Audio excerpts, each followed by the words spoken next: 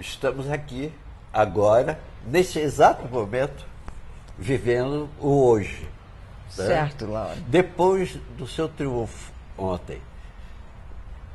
Clara Sverter, para quem não conhece, duvido que alguém não conheça, né? Pelo menos já ouviu. Espero que sim. Então, mas é uma das maiores glórias da arte brasileira para o mundo inteiro. Acho que você poderia dizer isso. Aí você veio de uma turnê pelo Brasil, né? Você foi mostrar a sua arte e fez uma condensação da sua carreira, os seus grandes momentos, a divulgação, sua descoberta da música brasileira, Glauco Velasquez, né, que você revelou para o mundo, Chiquinha Gonzaga, que ninguém sabia que existia, né? Você viu aí. E fora esses, teve muitos outros, né, que a gente nem... que estavam reunidos no recital da minha discografia e das minhas afinidades maiores, como Mozart, Ravel, Debussy. E aí eu te pergunto, hoje, agora, depois de ontem, você tem toda uma vida percorrida, né? Toda a tua carreira artística, toda a tua luta de estudante, sabe, do início. Vamos começar a falar nisso aqui. Claro. Né? Você nasceu aqui no Rio de Janeiro? Não, eu sou paulista. Paulista. Eu sou paulista, mais carioca que paulista, mas nasci em São Paulo. Os meus primeiros 18 anos passei em São Paulo. Depois fui para Geneve, estudar fora, acabei vindo para o Rio. Pois é. Mas aí não. Você quer saber? Eu quero saber o seguinte. O começo. Aí, você nasceu em São Paulo. E aí você foi estudar música por quê? Porque era de toda a família tinha que ter a tradição. Não é meu caso. Meu caso é o oposto. Eu não ouvia praticamente música. Eram os começo dos anos 40. Meus pais eram pobres e eu não me lembro que se ouvia ou rádio ou disco. Eu não tinha ainda tido uma relação com a música. Apesar que mais tarde eu vi que meus pais eram talentosos, adoravam música e tal. Mas até eu descobri o piano, eu não tinha, nem sabia o que era música. Isso que é interessante. Aos 4 anos e meio, assim começa a minha trajetória artística, se eu posso dizer. Aos 4 anos e meio, meus pais me levaram para São Lourenço. 4 anos e meio, Laura. Aí, pela primeira vez, eu ouvi uma moça tocando piano. Me lembro bem da figura dela tocando, fiquei extasiada. Eu ficava ao lado dela, enquanto ela tocava, eu não saía de lá. Era um mundo que se abria para mim. Eu não sei te dizer de onde vem isso, mas foi assim. Enquanto ela tocava, eu tinha a sensação de luz. E quando ela parava, me parecia que era escuro. Então, uma vez eu estava, inclusive, no quarto com meus pais, e olha que era uma menina medrosa, né? Não sabia. O hotel me parecia um mundo de grande, eu ficava só segura perto dos meus pais. Mas essa história é curiosa, eu vi o piano de longe, meus pais deviam estar se trocando, não se deram conta que eu saí do quarto, e eu fui atrás daquele som. Quando cheguei, fiquei lá parada, deslumbrada. Aí não sentia medo, não me sentia sozinha. E é um sentimento que me acompanha até hoje, esse com a música. Quando ela terminou, eu comecei a chorar, porque aí sim me senti perdida. Cadê meus pais? Onde eu estou? Mais ou menos isso. Aí eles me encontraram. Bom, aí segundo capítulo, que evolui desse primeiro, na verdade, se desenvolve. Eu ia fazer 5 anos, certo? Meus pais me ofereceram uma boneca. O que você quer ganhar dos seus 5 anos? E eu comecei, piano. Eu quero um piano. Meu pai, como eu disse, eram pobres, ficaram assustados. Eu disse, não, mas você não quer uma boneca linda? Eu disse, não, eu quero um piano. Fui categórica. Mas um pianinho, não, eu quero um piano. E meus pais...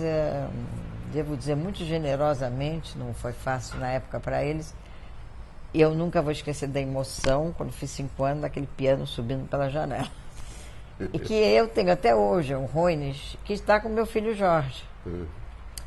Aí arrumaram uma professora que disse, mas ela é um gênio, num mês ela já está sabendo tudo. Claro, só parece que já veio conhecendo a música. E eu tinha um ouvido absoluto. Então eu reconhecia qualquer nota. E foi assim. Também tem esse outro lado da moeda. Quando os pais sabem que tem um talento com eles, alguém que se chamava de genial, eles começam a procurar um professor mais à altura. Foi o que aconteceu. Eu passei por um professor aos 6 anos. E aí começa a história de menina prodígio. Aos 6 anos e meio, já tocava. Onde que tinha grandes auditórios, se tocava em rádios, né, Lauro? Lógico. 41, 42. Só existia um rádio, rádios né? para 600 pessoas. Meu pai me levava, eu me lembro, a primeira vez que toquei uma peça de Schumann já. Para mim tudo isso era brincadeira, não era difícil. Eu só não queria perder meu pai de vista. Então, me lembro a primeira vez que ele me levou, eu fiquei no palco, esperando minha vez de entrar, ela tá aí se exibindo, né? Rainha da festa. Aí meu pai foi... Uma hora eu não vi mais meu pai, aí eu fiquei desesperada, me achei abandonada. E quando ele apareceu, foi engraçado, porque eu desci correndo os degraus, me joguei nos braços dele, ele falou, mas que bobagem, foi ao banheiro, volta pro palco para tocar. Então comecei a tocar e não entrava na escola. Ao mesmo tempo eu tinha uma paixão. Você começou a estudar com quem? Alguma vizinha? Heinz, um alemão. Não, primeiro era uma professora portuguesa, não me lembraria o nome dela. Foi que disse para meu pai, ela é um gênio. Ah, bom. Aqui. Depois fiquei alguns anos com Karl Heinz, até 10 anos, quando um amigo do meu pai me escutou tocando com 8 anos a Valsa do Minuto. E ela falou, não, ela tem que ir para o melhor professor de São Paulo, que era o Clias. Aí passei a estudar com o Clias. Bom, aí depois você foi para a Europa. Bom, aí ao mesmo tempo que eu tive a paixão pela música, eu tive pela escrita. E eu aprendi a ler sozinha. Eu ficava perguntando para meus irmãos, até hoje eu escrevo contos e poemas, tem alguns publicados lá fora, mas uma parte que eu guardo assim para mim. Mas bom, aí meu professor disse, olha, vamos parar com isso de criança prodígio, que não é tão bom. Aí eu entrei na escola, já no 2º ano primário.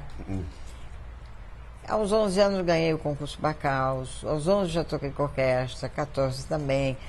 Toquei muito menina aqui no Brasil.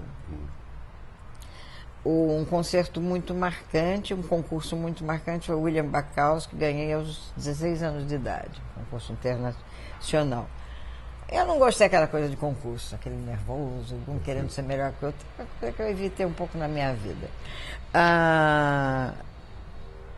Aos 17 anos, foi um concerto assim que marcou minha vida, foi com Eleazar de Carvalho, e eu já tinha esse espírito meio de querer fazer coisas novas, coisas que ninguém tinha feito, talvez porque eu também fosse aluna do Kohreuter na época, né? Opa! Que me colocou, me deu uma outra visão, foi um grande educador, um grande amigo. Te deu outra visão da música, não foi? É. Que transformou, porque você... Ele sempre dizia, não se faz um programa colcha de retalhos, você tem que ter uma linha, uma estética. Aí eu escutei o concerto de Cacciatura, fiquei impressionada, eu disse, eu quero tocar esse. Adoro. Não é lindo? Adoro. Eu já tinha preparado o Beethoven número 3, Liszt número 1. Aí eu disse para o Clias, não, que eu quero Cacciatura. Ele disse, mas isso é um concerto para homem, você com 17 anos. Não, vou tocar, eu sempre fui muito teimosa. E toquei, foi um sucesso absurdo com Eleazar. Empresários já quiseram me contratar naquela época.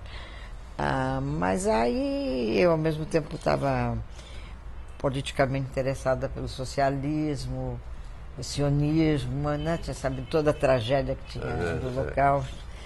Mas aí sim, até o Clias achou que seria uma boa ideia estudar na Europa. Aos 18 anos eu fui para Genebra, para o Conservatório de Genebra, onde encontrei... Mas você foi por recursos próprios ou foi uma bolsa do Não, governo? meu pai Seu pai, financiou. Aí você Naquela foi pra época Genebra. não era tão complicado nem tão caro. Em Nova York, quando eu fui, eu dava aulas para pelo menos pagar meu professor de piano. O resto, meu pai sempre generosamente me ajudou, acreditando no meu talento. Em Genebra, cheguei lá, fui ao conservatório, conheci a Diana que nos uniu, tá? Amiga E a comum. Diana falou, ela estudava piano com o Hildbrand em Genebra, ela disse, não, você tem que estudar com o Hildbrand, ele é fantástico, difícil, mas fantástico. E estudei, e aos 20 anos eu já era formada, eu já tinha mestrado de professora de música e com Em Geneve. Geneve ganhei uma medalha de ouro. Depois eu continuei eu podia ter continuado, ele até queria que eu fizesse concursos e o virtuosismo, mas eu optei por Nova York. E realmente tive um professor tão extraordinário que bastou 6 meses com ele para me abrir outras perspectivas, essas que eu passo para meus alunos, essa que está nas minhas frases, que são extremamente cuidadosas, como você pode ver. Porque eu cheguei lá, ele disse, bom, o que você quer estudar? Ele escutou tocar, disse, sim, vou te aceitar, você é ótimo. Eu trouxe Schubert, isso. Ele falou, não, que isso? Nós vamos estudar uma sonata. Essa é a grande lição que ele me deu. E aí eu escolhi a 110 de Beethoven. Ele de novo disse, mas uma menina, 19 anos, vai estudar 110 de Beethoven. Eu disse, eu quero, eu sei que eu posso. Então eu cheguei com a sonata ali, todo o primeiro momento, cheguei lá e disse, não, nós vamos ficar só na primeira linha, no prólogo, né? Como se diz, na introdução. Introdução. Então, isso ele me ensinou. Que você, cada compasso, você tem que ir até o final ver o que ele quer dizer com isso. E, não, isso é um ensinamento para o resto da minha vida. Quando eu toco hoje, como eu toco, em muito e parte para o ensinamento de Leonard Schur, juntando com os outros, que Elias foi um grande professor, Hildbrand, e sempre o Kohreuter, que me fez ser uma transgressora. Nos anos 80 fui tocar com Paulo Moura, ninguém fazia isso na época, né? Você lembra? Claro, Bom, acompanhei a tua carreira, mas eu quero saber de você o seguinte, depois de Geneve, você se formou, aí fui para Nova York. foi para Nova York. Aí houve um problema na tua carreira, que eu acho que foi o seu noivado, casamento, e que você teve que parar com tudo, que você foi mãe de 4 filhos. É verdade. Minha vida é muito estranha, nem eu sei dizer como.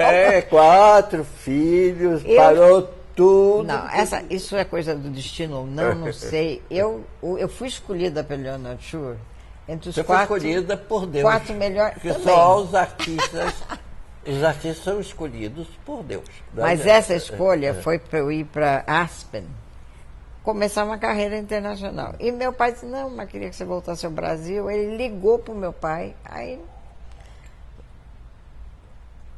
ele disse, ela tem tudo, fazer uma grande carreira internacional. E meu pai falou, não quero me envolver com isso. Aí eu falei, sabe de uma coisa, venho passar férias no Rio e já tinha me inscrito para voltar em Nova York.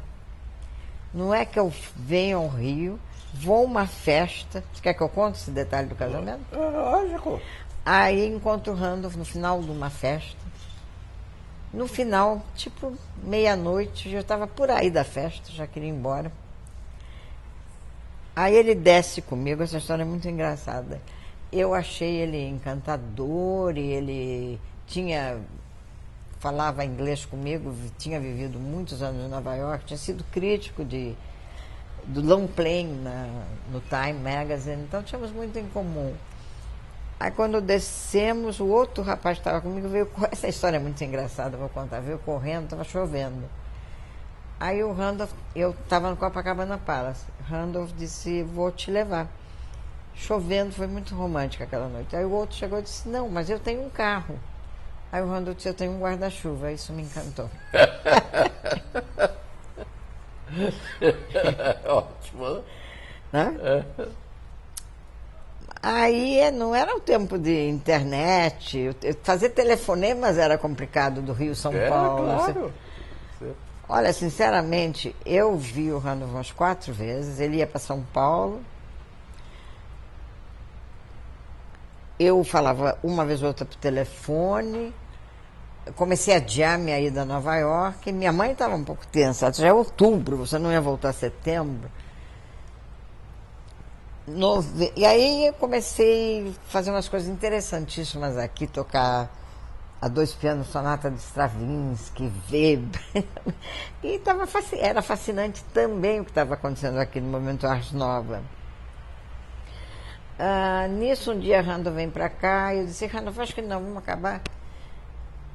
Aí eu disse, ele é muito velho, porque naquela época, 14 anos mais do que eu achava realmente uns 34, 6, muito velho. Mas aí eu ainda ia fazer 22. Então, uma noite nós fomos jantar em São Paulo, tomei 2 dry martini, uma garrafa de vinho, no final já estávamos falando em casamento. Então, meio que sem saber o que eu estava fazendo, bem como eu, distraidamente me casei em janeiro. E ele sempre, desde o começo, me achou uma grande pianista. Ele disse, você, não vou te interromper em nada da sua carreira. Se quiser voltar até estudar em Nova York, eu aguardo. Mas aí fiquei grávida, né? Uhum. E, como você disse, fui tendo meus filhos, meus meninos, mas, na verdade, tudo se encaixa, porque foi uma época preciosa. Eu jamais poderia viver sem música. Desde os 4 anos e meio eu já percebi isso. Quando eu não toco, fica escuro, ainda hoje. Então eu sou organizada, eu tenho que ser organizada, não é? Então eu tomava conta do meu primeiro filho. Eu fui uma mãe apaixonada, tomava conta. À tarde ele estudava das 2 às 4, à noite das 8 às 2. Era jovem, tinha muita energia, né? Quando vinha algum professor de fora, eu tocava para eles. E, na verdade, esses 8 anos que eu fui tendo meus 4 filhos, e não tocando tudo que é lugar, foram, hoje eu vejo, importantíssimos, porque eu estudava muito, Laura. Repertório, tudo. Quando o Muti nasceu, o Muti é um grande artista hoje, né? Um designer, com quem eu faço o espetáculo Sinestesia. É engraçado, você fala em Deus, em destino. Quando o Muti nasceu, ele estava no meu colo, aquele menininho ruivo. Eu prometi quase para ele, nossa, vou voltar aos palcos. Está na hora, 30 anos, está na hora. Então, realmente, ele com poucos meses, eu voltei a tocar. Foi uma dureza. Esses 8 anos que eu não estava tocando, as pessoas vão te esquecendo um pouco. Lógico. Né? Então foi uma outra segunda grande luta na minha vida. Comecei a tocar em São Paulo. Tive a sorte, que era época de grandes gravadoras, de conhecer alguém que me ajudou a gravar meu primeiro long play no ano 70 pela Chantecler. Não sei se você lembra dele. Lógico, Chantecler. E tive também a pessoa que me ligou disse, você tem 3 dias, 1 semana para gravar. Eu disse, mas eu não vou conseguir. Ele disse, não perde essa chance. Estudei 8 horas por dia, não perdi. E tive também críticas maravilhosas. O Renzo Massarani fez uma crítica. Mas qual foi esse disco? Esse disco é um disco, me pediram fazer um disco eclético. Tinha Debussy, tinha Ravel, de brasileiro Santoro, Padre Soler. Eu gosto, é um disco que eu gosto muito. Aí, porque eu tive críticas excelentes em todos os lugares, a RCA ficou interessada em mim. Mas queria que eu gravasse um disco com músicas brasileiras e o pedido foi o hino nacional. Do Gottschalk. O Gottschalk. Meu irmão Henrique trabalhava na Breno Rossi com o Sr. Rossi, que também me ajudou muito, né? E aí eu gravei o segundo pela RCA, que tem um... Você conhece ele, depois saiu CD, nossa, tem Oswaldo Lacerda, Camargo Guarnieri. E você começou com a música brasileira, né? Comecei, aí foi 71 e aí estourou. Ele foi considerado um dos melhores discos dos anos, nos 10 primeiros no estado. E uma coisa vai levando a outra. Aí eu fui tocando, tive contato com Meu pai foi um empresário, aí o Eleazar me chamou, toquei com ele. Depois fui tocar em Tel Aviv. O disco foi um grande cartão de visita, esse disco. Aí toquei com uma das 10 melhores orquestras do mundo. Eu estava quase morrendo nervosa, você pode imaginar. Aos 33 anos já comecei em Tel Aviv com a Filarmônica de Israel. E Qual foi o concerto? Foi o Khachaturian. Aí o diretor da orquestra falou: você fica tranquila, que todos os músicos aí são críticos. E a crítica de Israel é uma das mais severas do mundo. Se 30% da crítica for boa, você já fica contente. Mas os músicos me aplaudiram de pé. Eu toquei o Khachaturian, foi um grande sucesso. Dei 2 concertos. Aí isso me fez abrir o mercado na Inglaterra, na Alemanha, porque na Europa até hoje as críticas do Brasil não são consideradas. Você sabe. E tem porquê, na verdade. Mas a de Israel, sim. Então eu toquei em Londres, toquei em Frankfurt. E estava começando uma carreira, apesar dos meus 4 filhos. Em Israel eu levei os 2 mais velhos. O Vili e George. Vili que vinha perder 3 anos mais tarde, que foi um tsunami na minha vida, foi outro maior baque. Não, foi, eu acho que foi a maior cortada que tragédia na minha vida. Não, e recomeçar disso. Você perdeu um filho da flor da idade, jovem, muito jovem. Você tinha 4, né? Não, é o filho mais velho. Ele era o mais velho. Ele tinha 16 anos e até me emociona falar nisso, ele está sempre comigo, mas é como realmente tsunami, tudo ruiu por água abaixo. Eu tinha 3 pequenos filhos em idade péssima para perder um irmão e ver uma mãe dilacerada, né, que era Jorge, Rogério e Muti. O nome dele é Carlos Eduardo, mas ele é conhecido artisticamente como Muti, nem eu lembro que é Carlos Eduardo. E eu acho que durante muitos meses eu não estava nem sabendo bem onde eu estava. Então foi muito difícil. Aí eu não podia pensar em estar nem tocando, nem fora. Eu levei 9 meses, uma gravidez quase, para voltar ao piano. E aí eu vi que eu tinha uma grande tarefa pela frente, criar esses filhos que estavam numa idade tão sensível. Não, o Carlos ia fazer 9, o Muti, o Rogério 12, Jorge 13. Aí o que me levou se eu voltar a tocar, é o farol para eles também irem adiante, né? Uma perda que se torna algo grande na vida de cada um. Uma vez o Rogério sentou no meu colo, ele era todos eram muito ligados, mas ele ia fazer surf com o Vili, ele disse: eu estou sofrendo tanto, será que valeu a pena ter esse irmão? Aí eu não respondi, eu disse: o que você acha? Joguei para ele. Ele falou assim, ele me ensinou isso. Eu falei: não esqueça, ele viveu 16 anos lindos, né? Ele fez muita coisa, deixou um legado para nós. Bom, e assim fomos indo. E aí o que me levou de novo foi o disco do Glauco Velasquez. Eu estava com as peças do Glauco. E foi uma das maiores felicidades da sua vida. Foi. Em 77, depois que ele morreu, eu gravei o primeiro long play dedicado ao Glauco Velasquez, que tinha sido totalmente esquecido, né? Ninguém sabia mais quem era. Ninguém sabia. Nem crítico, ninguém. Depois de 4 anos que ele morreu, acabou a Sociedade Glauco Velasquez. E nunca mais se ouviu falar nele. Ele, que era o mais moderno, o mais extraordinário gênio expressionista do Brasil, foi esquecido. Não foi tocado na Semana de Arte Moderna. Não. E incrível que ele diz... Acho que nem sabia o que era isso. Não sabia. No leito de morte, ele diz: não esqueço minha música e eu vou recuperá-las 60 anos depois. Bom, o Glauco foi o primeiro.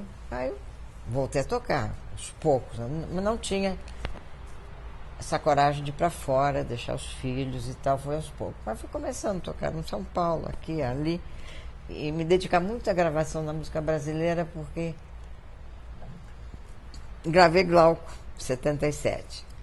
79 nós fizemos... isso, 79, aquele Rio de Janeiro. Não, mas eu queria saber, porque antes do Glauco, não veio aquele seu disco do Weber, do Isso ainda estava muito bem, foi depois do disco da RCA, foi pelo Odeon, o disco que eu dediquei a... Foi quando eu te descobri. 74. 74. Você fez expressionista, né? Fiz Satie, Ravel, Weber. Depois Weber, Alban Berg. Foi um disco maravilhoso, né? Realmente. O Kohreuter que dava aula com ele aqui. Não, acho que não. Acho que foi Ravel, mas era um difícil que me pegou. E o que você me pegou pelo Satie. Né? A Ginopédie que eu fiz, foi. Era uma coisa assim, parecia que você estava do céu, né? É mesmo. E assim foi indo minha carreira, né? Bom, aí eu conheci você a partir daí. Aí depois é que veio o Glauco. O Glauco. Aí veio o Glauco, aí você começou a descobrir os brasileiros. Foi o Glauco. O Rio de Janeiro. Depois você fez todo o Rio de Janeiro, Eduardo Souto. Aí não, 80 é um grande marco na minha vida também. Outro. Eu sei assim, né? Parece que eu tenho. Cada 10 anos é algo muito importante na minha vida. Apesar que com 5 eu comecei a tocar piano. Mas aos 10 eu passei por um professor importante. Aos 20 eu me formei com medalha de ouro. Aos 30, multinácia, eu volto ao piano. 80 foi realmente um ano, até saiu na Folha uma grande matéria sobre isso.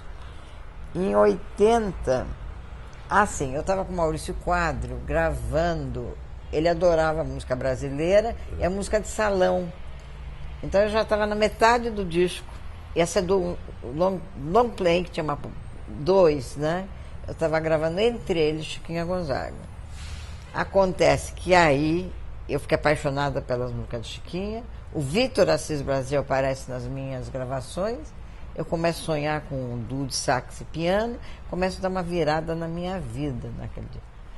Aí eu chego para o Maurício e disse: Maurício, eu quero gravar um disco só dedicado a Chiquinha. Ele disse: pronto. E quero gravar um disco com o Vitor, sax e piano. Aí eu começo a entrar no terreno popular e uma dedicação maior ainda à música brasileira. Edinha Diniz, ele liga, me traz 250 peças para piano, que eu até contei ontem.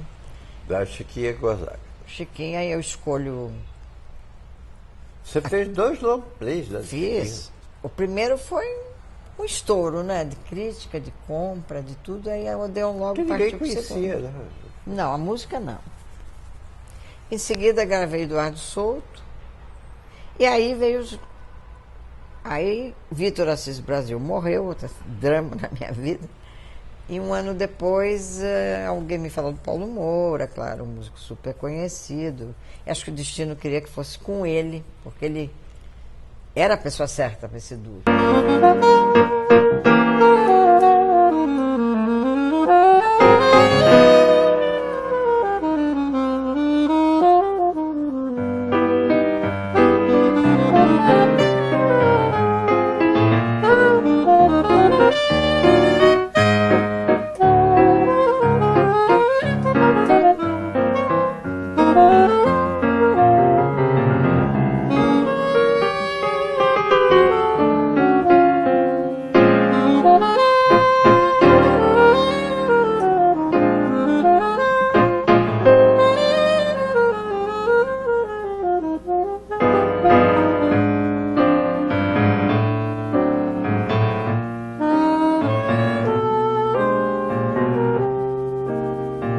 Queria fazer um duo, não tipo jazz e tal, música de câmera.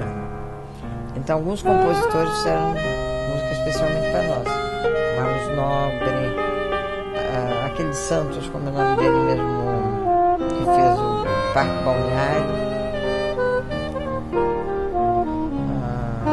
Jacques Ibert, nós tocamos Vila Lobos. Foi um disco quase todo clássico, o primeiro. E foi um sucesso mesmo do Paulo Moura, né? Disco. Aí nós gravamos, na verdade, 4 discos. Depois Tem tanta coisa, será que eu continuo falando? Continua. Meu Deus do céu. Aquilo que o Museu da Imagem de Som tinha obrigação de fazer com comigo. você, que é uma das maiores personalidades brasileiras, entendeu? Como artista, como pianista, como ser humano. Eles não fazem. Então eu quero fazer essa série. Certo. E nós estamos começando com você. E vamos fazer com muitas figuras importantes desse Brasil que o Brasil esquece. Que está esquecendo, né? É, não esquece. Bom, que bom que está começando comigo, fico contente. Então nós estamos em Chiquinha, Paulo Moura, Eduardo Souto. Depois, parece que cada ideia que eu tenho faz com que nasça mais umas. Aí o Tim Rescala fazia um programa de rádio, eu me lembro, que me entrevistou. No meio da entrevista, eu disse, sim, você não quer escrever algo para nós? Para mim, para Paulo? Aí Tim teve uma ideia, você lembra daquele famoso concerto que ele escreveu em dó? 6 músicos, do Dudu viraram 6. O Tim regia, era muito engraçado. O Tim regia, eu era Magna Gotchalka, com trajes da época. Paulo Moura estava bêbado, vinha no palco, foi muito divertido. Até o Grande Otelo estava lá no museu, encheu, tinha 1000 pessoas repetindo. Foi um sucesso. Bom, daí toquei anos com Paulo Moura. Muito, toda hora eu fui para Barcelona, toquei muito com ele. Mas sempre tocava também, tocava com Eleazar, concerto de Brahms, Stravinsky. Eu fiz muita força, porque é mais fácil, você tocar com saxofonista, tocar Pixinguinha, tocar Chiquinha, do que você tocar Liszt, tocar Brahms. Você vê, é mais difícil. E também não é todo músico clássico que tem cá entre nós, que toca popular bem. Eles trazem uns certos, nesse caso, não é defeito, mas é aquela coisa do músico clássico, né? Mas, enfim, é mais difícil tocar um concerto de Brahms que tocar uma peça de Chiquinha, tecnicamente, claro que é. Então eu disse, não vou deixar, porque está ficando fácil, eu não gosto de coisas fáceis. Ao mesmo tempo, eu me lembro que toquei o Capricho de Stravinsky com Eleazar. Corria para tocar. Eu era jovem, 40 e pouco, não é 70 e pouco. Apesar que você disse que eu estou com uma energia toda ontem. Lógico, ontem você provou isso. E também fui fazer um duo com piano com João Carlos Assis Brasil, que é irmão gêmeo do Vitor. Então, às vezes eu tocava à noite num lugar, de manhã, 5 da manhã, estava tocando avião para tocar com o Paulo não sei aonde, e daqui 2 dias com a orquestra com Eleazar. Com quem toquei assiduamente, sinto uma falta, um maestro maravilhoso. Cada ano eu dava um concerto com ele, mas o Brasil é tão estranho que eu não faço mais questão de tocar com a orquestra. Se eu estivesse morando na Europa, fazendo carreira lá, você toca um concerto, Cacciatore, você faz 30 vezes. Aqui, cada ano eu tinha que estudar outro concerto. Um ano Chopin, um ano Brahms, para tocar uma vez. E há quantos anos que não tem Cacciatore?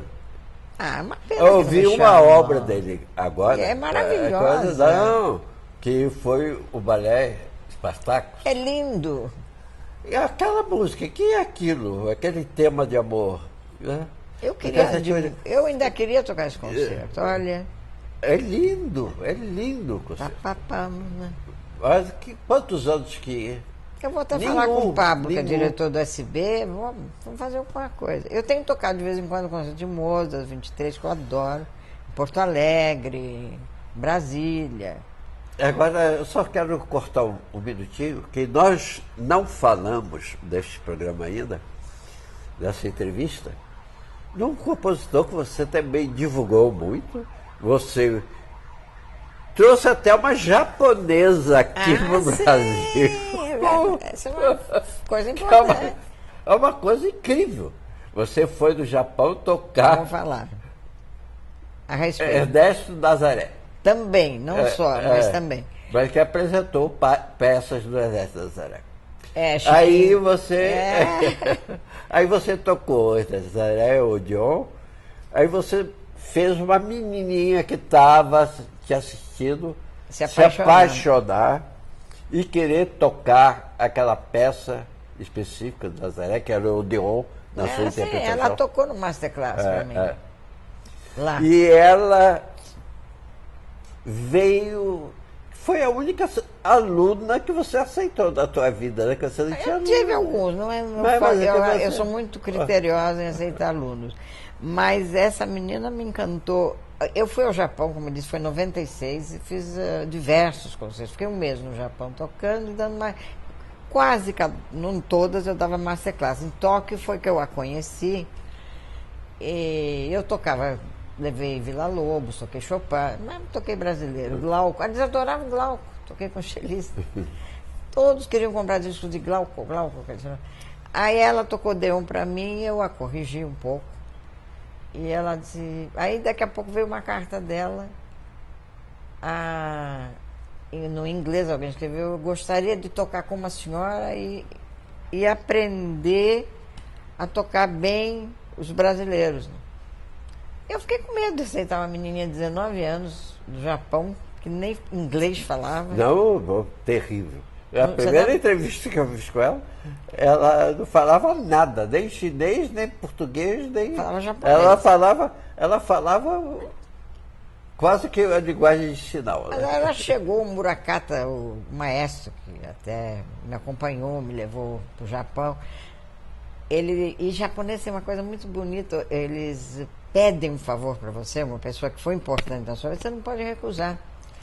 Ele veio aqui num jantar e disse: please, gostaria que você aceitasse como aluna. Não tinha outro jeito. Aí, a colônia japonesa, assim, é maravilhosa. Eles ajudaram muito essa menina que chegou sem falar português. Ela tocou, pra mim, foi mímica. Aí eu falei: primeira coisa, eu vou te matricular no curso de português. Em 3 meses ela estava falando. E hoje ela é uma pianista que toca, que tem um grande... Temos que falar o nome dela, que até agora... É Yuka Shimazu. Né? Yuka. Yuka. Yuka. Uma figura fascinante, né? Uma menina maravilhosa. Hoje ela está com 39 anos, né? Boa gente, né? Uma delicadeza, um astral. Aquele espírito japonês, né?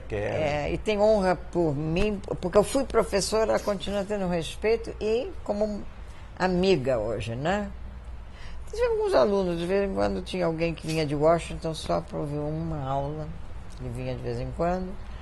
Tive uma aluna que vinha de Florianópolis, umas 2 muito talentosas daqui, mas não foi o meu forte pegar, porque você não pode fazer tudo na vida, né?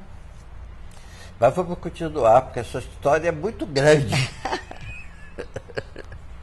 Depois dos brasileiros, que você pôde fazer o que foi, aí você tinha uma obrigação de artista de gravar outros compositores. Né? Eu sempre me Aí dei... você imagina a repercussão que foi você fazendo os impressionistas, que você era a tua grande praia. Né? Sempre foi, desde os 16 anos, professores dizem: mas de onde que você sabe tocar? Ninguém nunca me ensinou nada. Mas que aquilo era... É da tua alma. Uma vez o Arthur da Pierre fez uma crítica. Você nasceu Claire de Lille. O Arthur da Pierre escreveu uma crítica, parece que ela... Debussy falava: eu quero que toque minha música como se não tivesse martelo. Parece que a Clara sabe isso. Mas, enfim, já em 94 eu estava tocando em Manaus, me lembro que eu disse: agora eu vou querer tocar os grandes clássicos, porque eu tenho uma grande... que eu quero também. Mas ainda tive que gravar...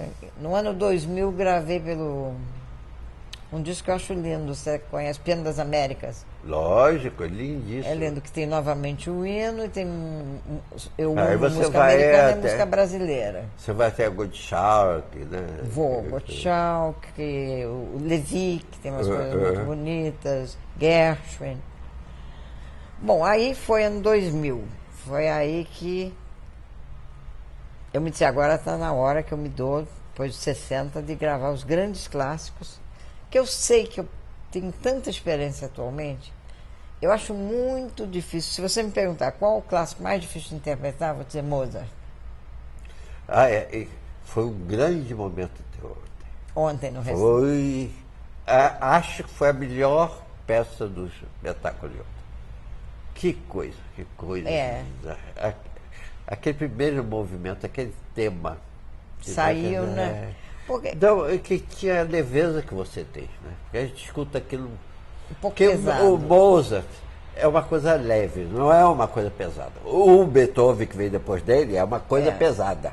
É ele bem exagerado. Mas bem... além de leve, como eu falei ontem, ele tem coisas já muito meio modernas que eu gosto. Lógico. Ele já pronuncia... Eu faço as pausas, um forte, daqui a pouco um piano, um drama, né? Aí você reparou. Eu adoro Mozart, achei que eu estava na hora de poder fazer uma releitura, sendo fiel às partituras, mas uma releitura minha, pessoal.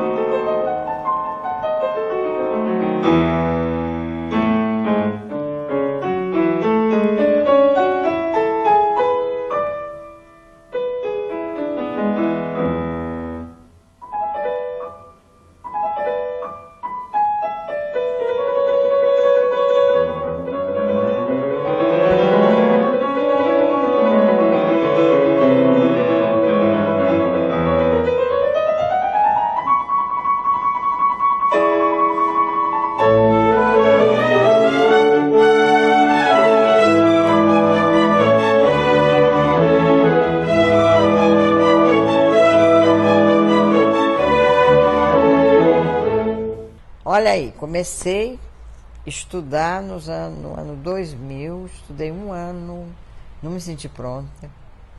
Meu filho Jorge, que você conhece? Lógico, conheço todos. Ele é um grande talento, ele até estudou composição com Reuter, mas foi meu produtor nos meus discos, eu gosto dele, ele tem um ouvido maravilhoso, então quando eu achei que eu já estava pronta, eu chamei ele disse, não, ainda não.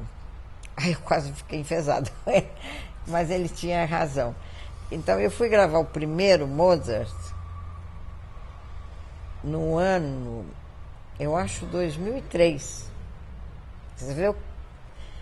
Mas aquele foi importante, porque foi a partir desse eu estava pronta para fazer a releitura, né? Aí, o primeiro disco, ele é indicado ao Prêmio Tim.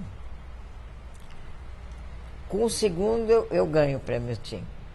Aí fui gravando ainda no Brasil. Aí vem a história dos pianos. O terceiro já gravei em São Paulo, num piano muito bom, que foi indicado ao Grammy Latino. Aí o quarto e quinto já gravei em Londres, porque não podia gravar no Cultura, não tinha, aqui não tinha piano.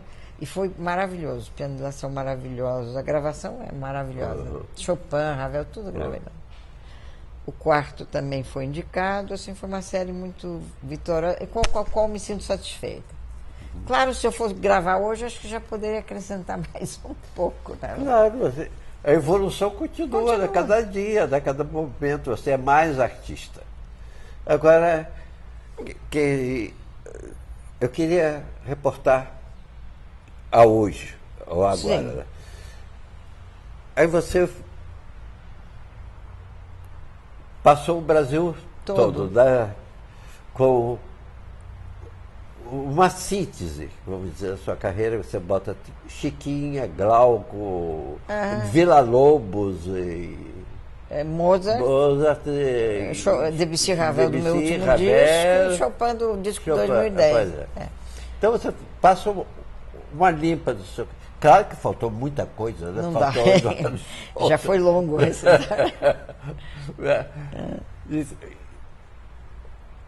Mas, infelizmente, no nosso país, a sua arte foi muito prejudicada. Pelos pianos, nem fala. Sai de lá deprimido. Você quer dar tudo e sabe que pode, o piano não te ajuda. Ele não responde. E o pior, eu ficava agoniado. Meu Deus do céu. Quando você começou a atrair, que eu vi que o piano não respondia, Quer dizer, é uma vergonha, na verdade, isso é o que eu quero falar. É um país que gasta uma fortuna, bilhões, milhões, sei lá o que, para reformar a Sala Cira Meirelles, que está linda, né? Mas a pequena tem alguns defeitos. Tem, não se vê o piano, né? Não, o piano é péssimo. Não. Piano é péssimo. Você Já não estou falando. Olha, acho que uma sala como a Guiomar Novaes, que tem um nome, Dela. vamos dizer, das maior pianista, porque ela compete com a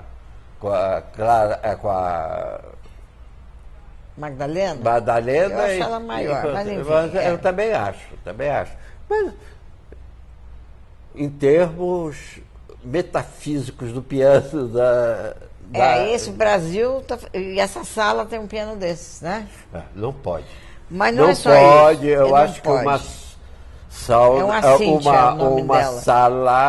uma sala de concerto do Rio de Janeiro, do estado do Rio, né, pertence ao governo do Rio, ter um piano daquele, botar os pianistas tocando no instrumento que não tem a mínima qualidade.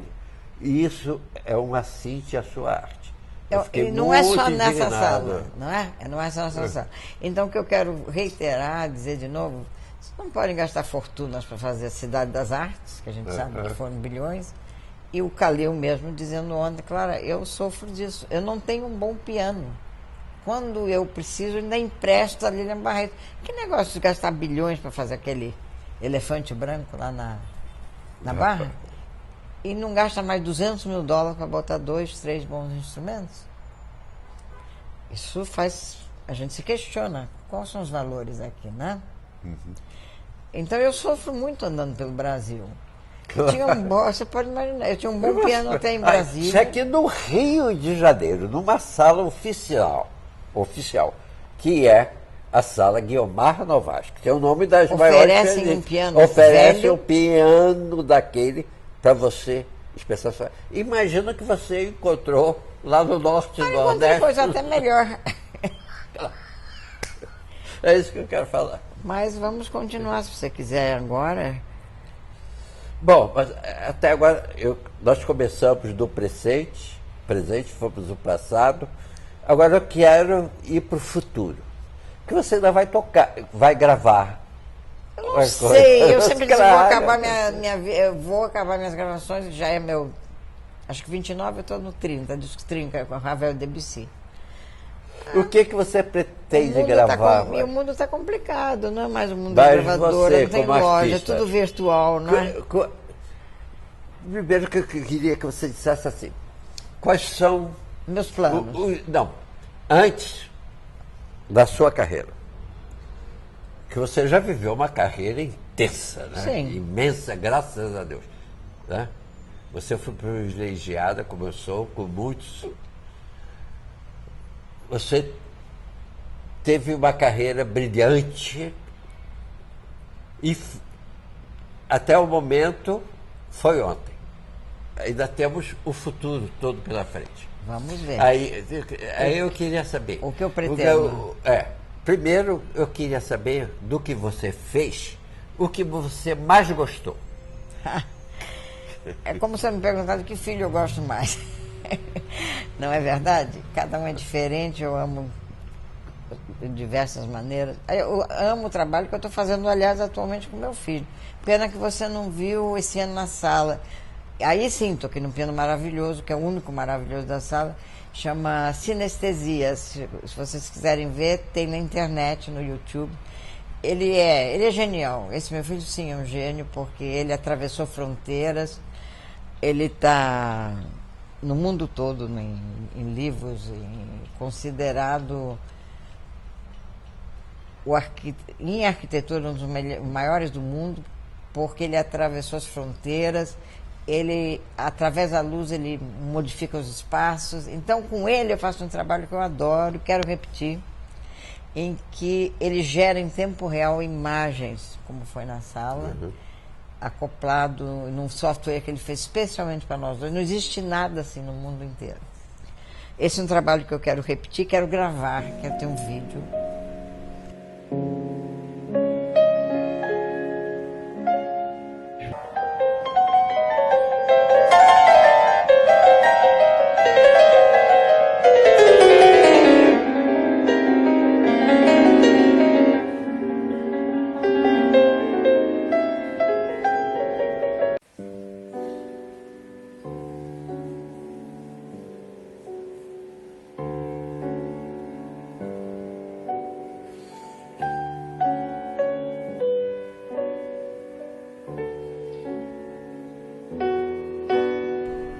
Quero continuar tocando, quero voltar meu repertório, tocar talvez a sonata de Chopin ano que vem.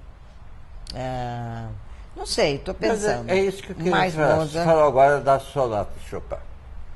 Você nunca tocou essa sonata, já? Em público, não. Pois é. Tem tanta coisa para você ainda fazer. Eu pensei, há 2 Aí o que eu quero saber você é do futuro, é isso. O que você ainda quer tocar que você não tocou? Você falou da sonata de Chopin. Outras obras que você quer tocar ainda e que você ainda não conseguiu tocar.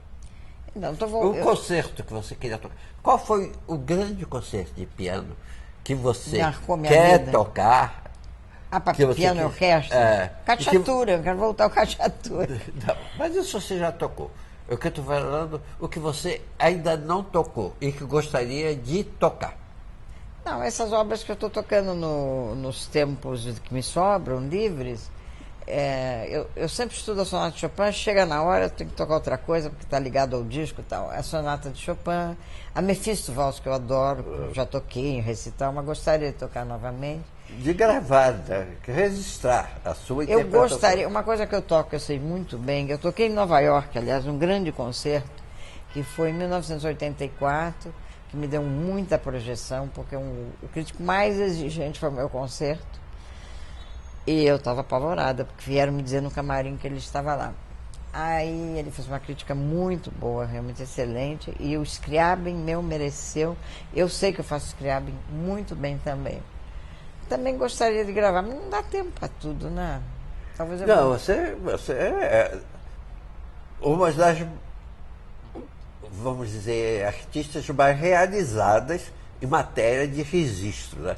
Você conseguiu Sim. registrar todas as suas fases da tua carreira. E não só registrar, mas todos terem ou prêmios, ou serem os melhores. Justamente, você sempre Teve inovou, você sempre buscou.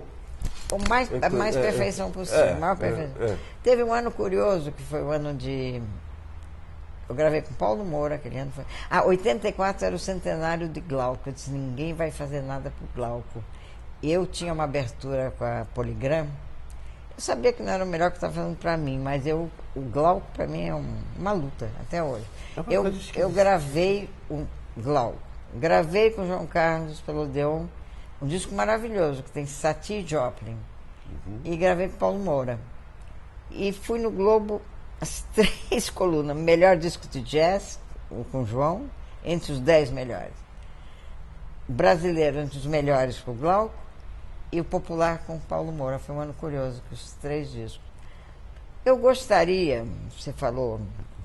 Mozart eu quero sempre estar tocando novamente. Como eu estou chegando numa idade que eu não posso, eu vou tocar agora. Beethoven, eu toco bem, mas tem pessoas que tocam melhor. Mozart, sim, eu acho que eu posso estar no nível como os melhores do mundo. Né? Eu não quero estar. Eu vou tocando isso. Eu acho que eu gostaria de acrescentar Liszt, Chopin. Brasileiros eu vou só agora me dedicar a esses, não vou mais a outros. Deixa outros se dedicarem a outros compositores, temos muito bons. Gostaria, tá aí, o que eu mais quero fazer, talvez em termos de gravação para brasileiros, é continuar com o Glauco. O Glauco tem uma música belíssima para cello e piano, canto e piano. Eu estou tentando patrocínio, até hoje não consegui. Mas se eu pudesse, é esse que eu vou fazer, voz e piano, cello e piano. E Glauco Velasco. E Glauco Velasco. Um compositor único da história da música, porque ele não é impressionista, nem expressionista, ele é brasileiro e ele fica flutuando. É uma coisa. Você não pode classificar o Glauco Velasco.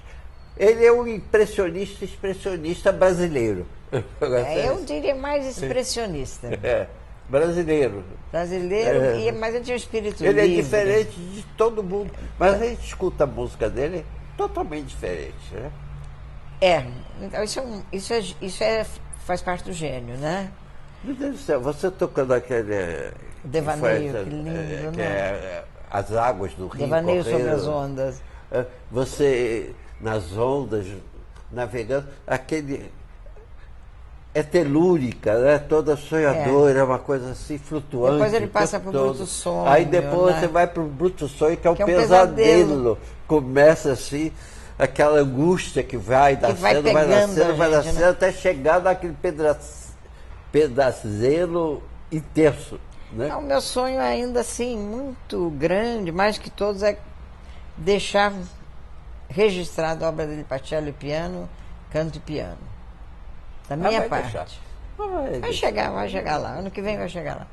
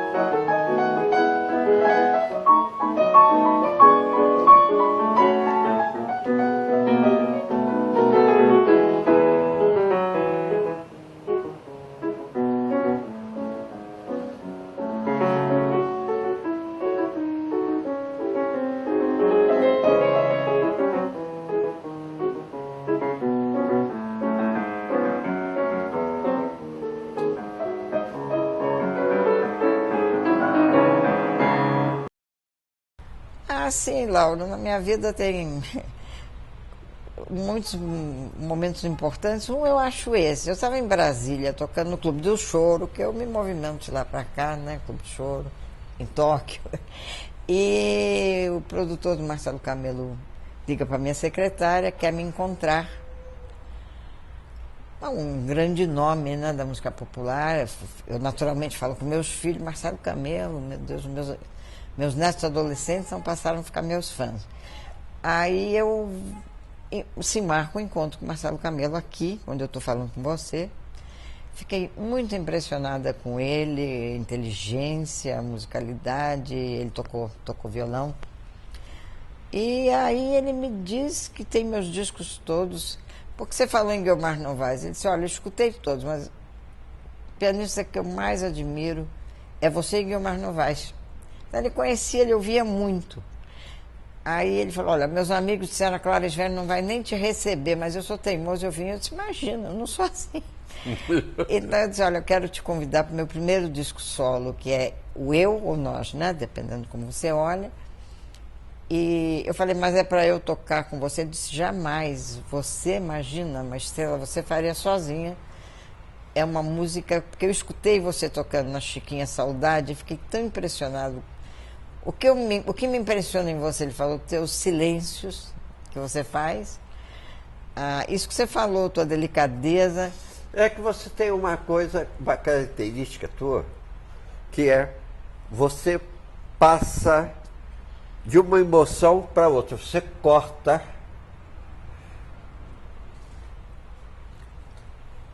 Você divide capítulos a novela. É verdade, uma novela. Mas aí ele me diz isso. Ele disse, quero que você toque 2 peças, Saudade e Passeando. Então agora, inclusive, ele colocou já à disposição, porque muitas pessoas me pedem, você podia me dar a partitura do Saudade? Eu disse, eu não posso, Marcelo Camelo está vivo. Eu não posso, né? Só se ele tiver permissão. Mas outro dia aparece misteriosamente, que eu com tecnologia sou meio ruim, né? Aparece algo do Marcelo Camelo no meu computador, e eu que sou meio insegura, foi assim maravilhoso. Eu estou falando de agora, depois eu vou falar de antes. Ele disse, eu vou colocar à disposição as músicas Saudade e Passeando, que eu escrevi nota por nota, que quem transcreveu para o piano, da minha musa Clara Sverno. Quer dizer, eu vi isso, fiquei tão tocada. E embaixo ele disse, e eu acho que é o ponto alto da minha gravação, o ponto mágico, quando ela toca Saudades e Passeando, e o encontro de uma amiga inteligente e sensível. Então esse encontro realmente foi muito lindo entre nós, de ambas as partes. Não tinha idade nos separando. E ele é muito inteligente, muito sensível. Eu fui a alguns shows dele, saía com ele para ver estúdios, gravei na Rádio MEC. E em 2007, quando eu lancei a integral da Sonata de Mozart em São Paulo, na noite anterior, ele e Malu me convidaram para um jantar, ela cozinhando, Malu Magalhães, né, com quem ele está casado hoje. E nós tínhamos tanto em comum, nada nos separávamos, a idade, nada, nem ela com seus 16, eu já não vou falar quantos, 2007, quase perto de 70. E bebemos vinho português à beça, Lauro. E de manhã às 11 da manhã eu tinha que tocar na Sala São Paulo, o lançamento da sonata da integral dos Mozart, 4 sonatas de Mozart. Foi um concerto maravilhoso. Essa é a minha história com Marcelo Camelo, que eu não podia deixar de falar a respeito.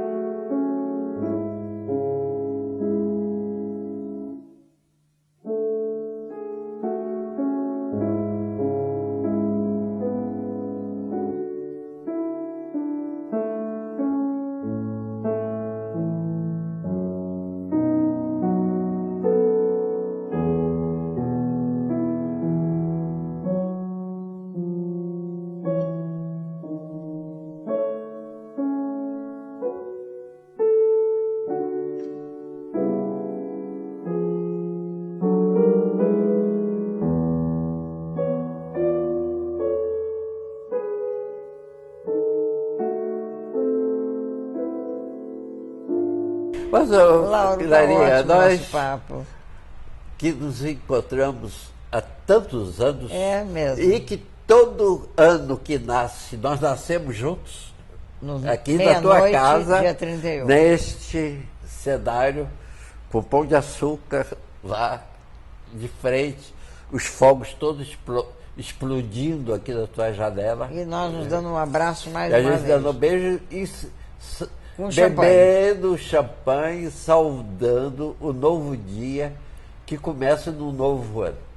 Isso já foi uma tradição que a minha família nem se atreve a me convidar. Não pode, não, Lauro, não pode. A gente não pode deixar de cumprir. É o ritual, né? Nosso, né? Nossa, de nós dois. E não vai, E vamos continuar. é claro, sempre. Enquanto eu Então, estiver viva, olha, eu vou tocar. Eu acho que é o seguinte, é o que eu digo, nada acontece por acaso. Deus fez a gente se conhecer por uma amiga comum, que estudou, que foi colega minha de em turma, Genebra, mas só que quando ela me disse que era tua amiga, eu já te conhecia, eu já estava já estava apaixonado por você. E ela me trouxe na sua casa, aniversário do teu marido. Aí nos tornamos amigos e nunca mais nos largamos. É verdade, é verdade. Que beleza. Né? Quantos tempo tem isso, né? Eu gravei Quantos programas que eu fiz contigo, Clara? todos os discos. Esse não, do Ravel ainda não. Não. Mas a partir de Chiquinha, sim, todos. Né? A partir de 80. Todos. E fora os Não é? lançamentos e os vivos, sala de concerto, que generosamente. Lauro me Filha. pedindo, estava lá. Né? Na FINEP. Acho que eu abri o Sala de Concertos, não? Foi, convidada, lógico. E Como você está abrindo este meu programa agora, Ai, que é bom. minha de entrevista. E é na FINEP, sim, E ele me vai- pediu, eu toquei. E vai dar sorte, porque tudo que a gente começa junto termina lindo. Vai lindo, então. Foi um Então, meu prazer amor, dar esse depoimento para isso você, aqui. Laura. Graças a Deus. Vamos aí.